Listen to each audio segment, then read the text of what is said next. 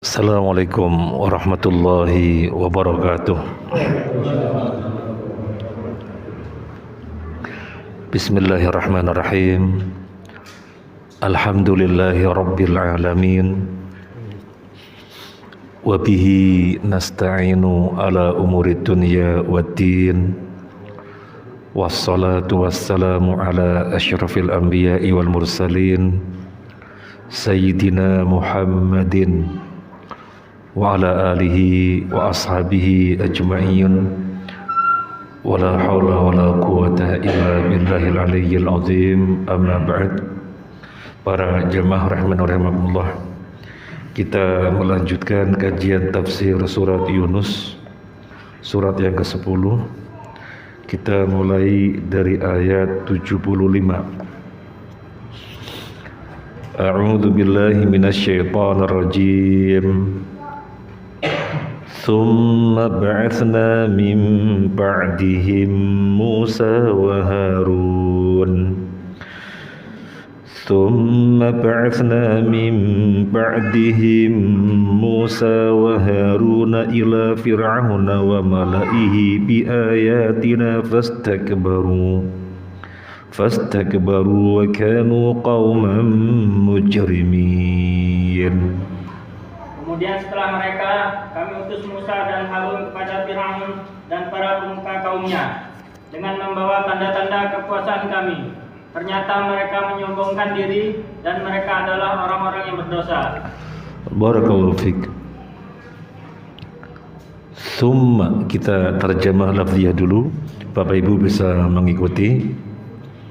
Summa, kemudian, ba'atsna, kami utus, mim ba'dihim, setelah mereka, Musa wa Harun, Nabi Musa dan Nabi Harun. Diutus ke siapa? Nabi Musa dan Harun ila fir'auna wa mala'ihi, kepada Fir'aun dan pembesar-pembesarnya. Bi ayatina, dengan ayat-ayat kami. Fastakbaru, maka mereka menyombongkan diri. Wa kanu, dan adalah mereka qaumam mujrimin, kaum pendosa. Kita bacakan dari tafsir As-Sa'di. Tsumma ba'atsna min ba'di haula'ir rusul alladzina arsalahumullahu ilal qaumil mukadzibin al-muhlakin Musa ibna Imran kalimar rahman ahada ulil azmi minal mursalin wa ahadal kibar al-muqtada bihim al-munazzal alaihim asyara'i al-azimah al-wasi'ah. Kemudian kami utus setelah mereka. Mereka di sini siapa? Kemudian kami utus setelah mereka, setelah para rasul, Nabi Nuh dan seterusnya, sampailah datang di suatu masa Allah mengutus Nabi Musa. Nabi Musa, beliau seorang kalimar rahman, orang yang diajak langsung bicara oleh Allah, salah satu ulul azmi dari yang 5, itu Nabi Musa. Wa ja'alna ma'ahu akhahu Haruna wazira. Ketika Allah mengutus Nabi Musa, Allah barengkan bersamanya saudaranya sendiri, yaitu Harun, sebagai wazira, sebagai menterinya, sebagai pendampingnya. Keduanya diutus ke siapa? Keduanya diutus kepada Fir'aun dan para pembesarnya. Kenapa kepada Fir'aun dan pembesarnya? Kok tidak kepada Fir'aun dan rakyatnya? Memang Nabi Musa tidak diutus kepada rakyat, di negeri itu yang rajanya Fir'aun. Kok disebutkan Nabi Musa dan Harun diutus kepada Fir'aun dan pembesarnya? Syekh Sa'di menjelaskan, li'anna amatahum taba'un liru'asa. Disebutkan di sini Fir'aun dan para pembesarnya karena umumnya rakyat itu mengikuti para pembesarnya. Jadi para pembesarnya Fir'aun tersebar di berbagai wilayah, maka rakyat dari masing-masing pembesar itu yang ikuti pembesarnya. Maka tidak dipahami Nabi Musa dan Nabi Harun diutus kepada Fir'aun dan pembesarnya, tidak kepada manusia di negeri itu. Tentunya kepada semuanya. Disebutkan pembesarnya di sini karena umumnya rakyat mengikuti pembesarnya. Nabi Musa dan Nabi Harun diutus kepada Fir'aun dan pembesarnya dibarengkan oleh Allah dengan biayatina, dibarengkan dengan tanda-tanda kebesaran kami yang menunjukkan benarnya kedua orang ini dan benarnya apa yang keduanya bawa. Jadi bukan sekedar diutus tanpa dibarengkan apa-apa, diutus dan dibarengkan bersama mereka tanda-tanda yang menunjukkan benarnya mereka berdua sebagai utusan Allah dan benarnya apa yang keduanya bawa. Dari sini sekaligus menunjukkan Allah Al-Mu'min. Allah memiliki nama Al-Mu'min. Artinya apa? Zat yang percaya. Allah percaya kepada siapa? Allah memiliki nama Al-Mu'min. Artinya zat yang percaya. Percaya kepada siapa? Percaya kepada Rasulnya. Jadi kalau kita baca Al-Asmaul Husna, kita jumpai nama Allah Al-Mu'min. Apa maksudnya Allah Al-Mu'min? Di antara maksudnya adalah Allah zat yang percaya. Maka ada pertanyaan berikutnya, percaya kepada siapa? Percaya kepada Rasulnya. Mana yang menunjukkan Allah percaya kepada Rasulnya? Rasul yang diutus dibarengkan bersamanya tanda-tanda yang menunjukkan benarnya Rasul itu dan tanda-tanda yang menunjukkan benarnya apa yang dia bawa. Pada pertemuan yang lalu kita memberikan gambaran di dalam konteks kehidupan kita. Seorang direktur di sebuah perusahaan mengirim stafnya untuk ditugaskan kepada instansi-instansi lain. Maka bentuk percayanya direktur kepada utusan-utusan, kepada staf-staf yang diutus ini bukan sekedar sana berangkat, bukan sekedar itu, tetapi bentuk kepercayaannya dibarengkan bersama keduanya, menerangkan bahwasanya keduanya benar-benar utusan kami. Direktur tanda tangan. Bukan sekedar itu, dibawakan bukti-bukti yang lainnya bahwasanya keduanya ditugaskan. Direktur tanda tangan. Ini namanya direktur percaya. Kalau tidak percaya, ya tidak mungkin menyerahkan kepada stafnya sesuatu yang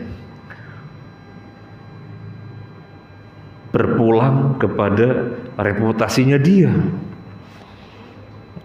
sesuatu yang bisa berdampak kepada reputasinya dia. Maka dibarengkan bersama staf yang diutus ini menunjukkan percayanya direktur. Kurang lebih demikian di dalam kehidupan kita. Nah, Allah Al-Mu'min, percaya kepada siapa? Rasul. Maka Rasul yang diutus dibarengkan bersamanya tanda-tanda kebesarannya yang menunjukkan benarnya dia dan benarnya apa yang dibawanya. Apa yang terjadi pada Fir'aun dan para pembesarnya ketika Nabi Musa dan Nabi Harun mendakwahi mereka dengan tanda-tanda yang gamblang? Fastakbaru, mereka sombong. Mereka sombong. Kenapa dikatakan sombong? Kenapa dikatakan sombong? Kenapa Fir'aun dan para pembesarnya dikatakan sombong? Kenapa? Karena yang dibawa oleh Nabi Musa dan Nabi Harun, mereka itu meyakini itu kebenaran. Diyakini oleh mereka kebenaran, tapi mereka menolaknya, maka sombong. Allah informasikan di dalam surat An-Naml, wajahadu biha wastaiqanatha anfusuhum zulman wa uluwa. Mereka mengingkarinya secara zahir, padahal hatinya meyakini itu adalah kebenaran. Maka menolak kebenaran itulah sombong. Sebagaimana Nabi sallallahu alaihi wasallam bersabda, al-kibru ghamtun nasi wa batarul haq. Atau kama qala Nabi sallallahu alaihi wasallam, sombong adalah meremehkan orang lain dan menolak kebenaran. Meremehkan orang lain, jadi melihat orang lain yang tidak seperti dirinya, yang tidak selevel dengan dirinya, memandangnya dengan pandangan merendahkan, memandangnya dengan pandangan melecehkan atau semacamnya, atau tidak menunjukkan penghormatan. Dia hanya memandang dengan penuh hormat orang-orang yang selevel dengan dirinya, dari sisi kekayaan misalnya, dari sisi derajat misalnya, atau dari sisi kelebihan-kelebihan, dia maunya hanya yang selevel saja. Itu sombong. Kenapa? Karena meremehkan. Ada sahabat bertanya kepada Nabi, sahabat mengatakan kepada Nabi, ketika Nabi bersabda sombong itu menjadikan tidak masuk surga, la yadkhulul jannata man kana fi qalbihi mithqalu dzarratin min kibr. Atau kama qala Nabi, gak akan masuk surga orang yang di dalam hatinya ada kesombongan meskipun dengan kadar yang sangat sedikit, sangat kecil. Dan kemudian ada sahabat yang mengatakan, ya Rasulullah, ada orang yang kalau pakai bajunya yang bagus-bagus, kalau pakai sepatunya yang bagus, sombong ya Rasulullah. Maka Nabi menjelaskan, al-kibru ghamtun nasi wa batarul haq. Sombong itu meremehkan orang lain. Itu ketika dia berpenampilan demikian, berpakaian bagus, bersepatu bagus, dan dia tidak memaksudkan meremehkan orang lain, ia bukan sombong. Bahkan Nabi lebih lanjut mengatakan, innallaha jamilun yuhibbul jamal. Allah itu indah, mencintai keindahan. Punya baju bagus, kenakan. Allah suka keindahan. Punya sepatu bagus, pakai. Allah suka keindahan. Kemudian dikasih rambut yang bagus, lebat dan yang lainnya, dirapikan, disisir. Allah suka keindahan. Itu bukan makna sombong. Sombong itu kalau meremehkan orang lain. Nah, terkait dengan pembahasan kita sekarang, sombong yang satunya lagi, yaitu menolak kebenaran. Ini mudah diucapkan, tapi kadang-kadang prakteknya perlu perjuangan. Sudah jelas seseorang itu keliru, jelas keliru. Kemudian kebaikan orang-orang yang mengetahuinya memberikan masukan itu keliru. Gak pernah ada penjelasan oleh ahli tafsir dari zaman sahabat sampai sekarang seperti itu. Itu keliru. Bukannya diterima dengan senang hati, tetapi kemudian malah berargumentasi dengan berbagai macam argumentasi yang bisa disampaikan, dan malah menyampaikan statement-statement yang narasinya merendahkan orang memberikan masukan. Ini sombong. Ini bentuk kesombongan. Waliyadzubillah. Jadi Fir'aun dan para pembesarnya bersikap sombong. Kenapa disebut sombong? Karena sesungguhnya hati mereka yakin yang dibawa oleh Nabi Musa dan Nabi Harun adalah kebenaran, adalah hak, cuma tidak mau diterima. Apa yang menjadikannya tidak mau menerimanya sehingga bersikap sombong sedemikian rupa? Allah jelaskan, dan di sini dinukil oleh Syekh Sa'di, zulman wa uluwa, karena kezaliman dan karena kecongkakan. Karena kezaliman dan kecongkakan. Zalim menempatkan sesuatu bukan pada tempatnya. Yang namanya nasihat kan harus diterima, tapi ditolak, berarti menempatkan sesuatu bukan pada tempatnya. Zalim. Wa uluwa, karena merasa gumede, karena merasa besar. Apa Musa, apa Harun? Gak ada apa-apanya. Saya raja, saya pembesar istana. Ini yang menjadikan sombong, padahal hatinya meyakini kebenaran apa yang dibawa oleh Nabi Musa dan Nabi Harun. Itu kurang lebihnya di dalam tafsir As-Sa'di. Kemudian kita bacakan dari tafsir Al-Wasit. Apa yang dimaksud bi ayatina? Apa yang dimaksud dengan bi ayatina?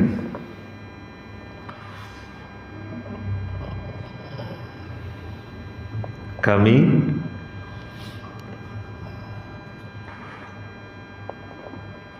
mengutus Nabi Musa dan Nabi Harun kepada Fir'aun dan para pembesarnya dengan ayat-ayat kami. Apa yang dimaksud dengan bi ayatina? Dengan ayat-ayat kami. Di dalam tafsir Al-Wasit disebutkan yang dimaksud dengan ayat-ayat kami adalah 7 tanda kebesaran atau 7 mukjizat yang dibarengkan bersama Nabi Musa.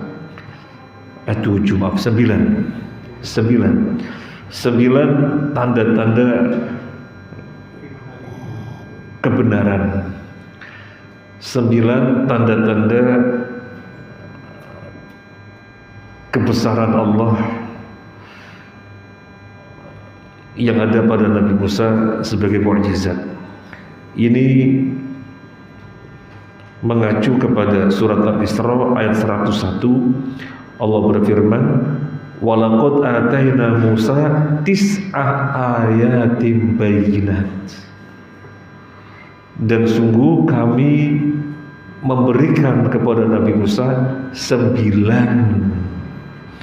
ayat-ayat yang bayyinat, 9 ayat-ayat yang terang benderang, yang jelas, yang memisahkan antara hak dan batil. Jelaslah hak, jelas juga kebatilan. Jadi 9 ayat.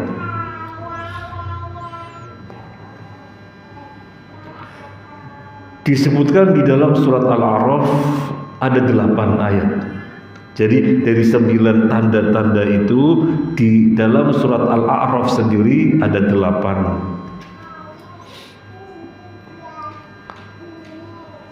2 diantaranya di dalam 107. Fa'alqa 'asahu fa idza hiya thu'banun mubin. Yang pertama tongkat. Fa'alqa 'asahu. Nabi Musa melemparkan tongkat.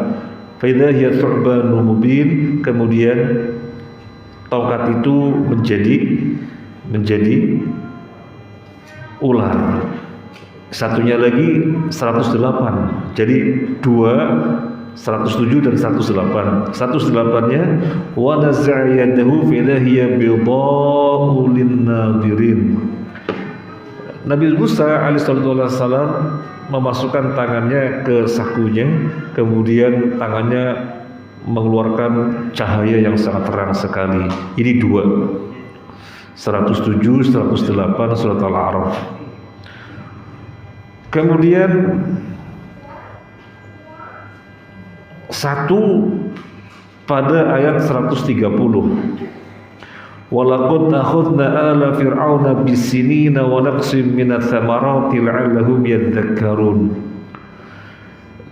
Fir'aun ditimpakan paceklik dan kekurangan makanan buah-buahan sekian lamanya gara-gara menyakiti, menistakan Nabi Musa dan Nabi Harun.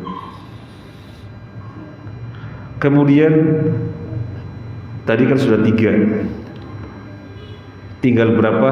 5. Ada dalam surat Al-Araf ada 8. 5 yang lainnya ada pada 133. Farsalna alaihim tufan wal jarad wal kummal wal dhafadi wad dam.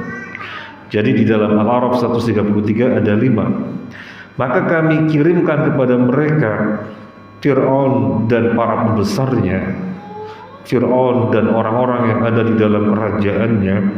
Kirim apa? Topan. Setelah itu dikirim apa? Belalang. Setelah itu dikirim apa? Komel, kutu. Setelah itu dikirim apa? Dofadi, kodok. Setelah itu dikirim apa? Adam, darah. Angin topan sedemikian rupa meluluh lantahkan apa yang ada. Fir'aun datang kepada Nabi Musa, berdoalah kepada Tuhanmu. Kalau nanti membereskan ini semua, kami akan ikut kamu. Nabi Musa berdoa, angin topan berhenti, enggak beriman.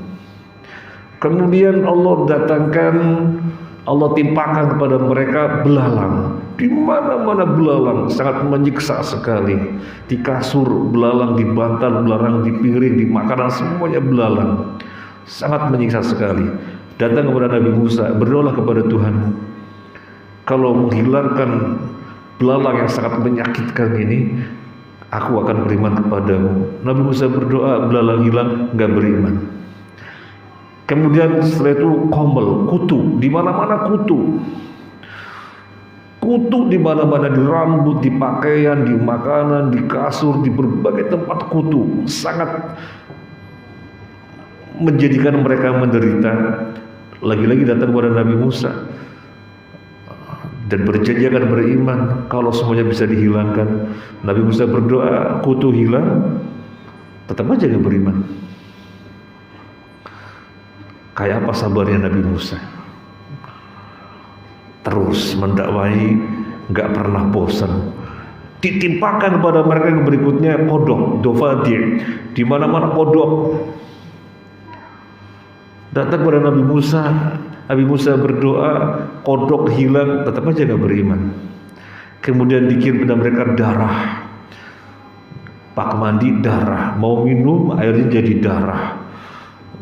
Sungai yang jadikan andalan sungai Nil darah, di mana-mana darah. Datang kepada Nabi Musa. Maka dengan sabar yang Nabi Musa tetap mendoakan, darah di mana-mana hilang, enggak beriman. Kayak apa sabarnya Nabi Musa? Makanya termasuk salah satu dari ulul azmi. Sabarnya tingkat tinggi luar biasa. Sudah 8. Satunya lagi mana? Satunya lagi ada dalam surat Yunus 88 yang nanti kita akan bahas. Rabbana tumis ala amwalihim. Nabi Musa berdoa, hancurkanlah harta benda mereka. Maka hancurlah harta benda mereka. Jadi ada 9. Ini tafsir ayat yang Allah kirimkan kepada Nabi Musa, ada 9 ayat. Maka surat Al-Wasit ini melengkapi tafsir As-Sa'di. Kemudian yang berikutnya Allah menyebut wa kanu qauman mujrimin, mereka adalah orang-orang pendosa.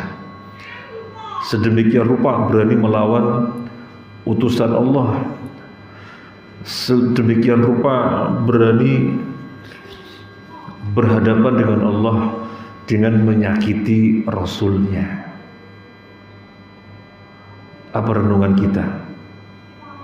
Renungan kita bagaimana? renungan kita adalah Nabi bersabda, al ulama warasatul anbiya. Ulama adalah pewaris para nabi. Nabi sekarang tidak ada. Yang ada pewarisnya itu para ulama. Maka jangan menjadi pendosa berhadapan dengan Allah dengan menyakiti para pewarisnya, yaitu para ulama. Kemarin kita daurah bersama Syekh Profesor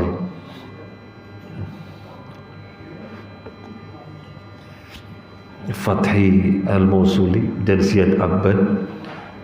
Salah satu materi yang dikaji adalah Hilyatu Thalibil Ilmi, perhiasan penuntut ilmu. Perhiasan penuntut ilmu dikupas sampai selesai. Maka di antara poin besarnya adalah ngajari adab, bagaimana bersikap kepada ulama yang tidak lain adalah warasatul anbiya. Sampai di situ disebutkan guru semangatnya bisa terpengaruh oleh murid-muridnya. Artinya apa? Jaga moodnya guru, karena bisa terpengaruh oleh murid-muridnya. Kalau Ziyad Abadi mencontohkan, orang bertanya kepada guru, kemudian begitu dijelaskan dia sibuk dengan apa, dengan kawannya. Ini menjadi mood guru turun. Maka jangan sampai menjadikan mood guru turun. Itu diantara contoh, dan banyak sekali. Sampai di situ dilarang memanggil guru dengan panggilan yang menjadikan guru dikesankan rendah. Jadi memanggil dengan panggilan yang bagus, dan seterusnya. Maka ini renungan kita. Mereka disebut kaum pendosa karena berhadapan dengan Allah dengan menyakiti utusannya. Wa kanu qauman mujrimin.